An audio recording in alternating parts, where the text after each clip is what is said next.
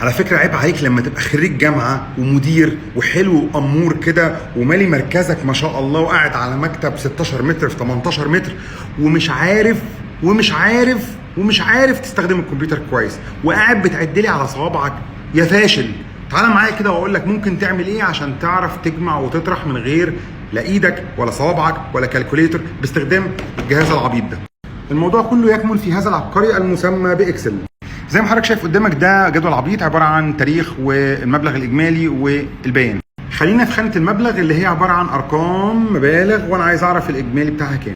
الفتك بقى خريج الجامعه بتاع سنه 1980 عشان هو عبقري ونبغه فبيستخدم الكالكوليتور في الحساب، وفي الاخر يقوم حاطط الرقم مانيوال.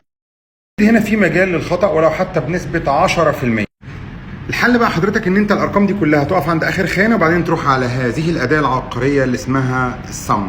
هتدوس على اوتو سم بالشكل ده، هتبص تلاقي سبحان الله الموضوع هنا بعد ما تدوس انتر تاني هيطلع لك الاجمالي اوتوماتيك، بحيث ان انت بعد كده لو حبيت تغير ال 425 خلال 400 يبقى الاجمالي عندك اتغير اوتوماتيك.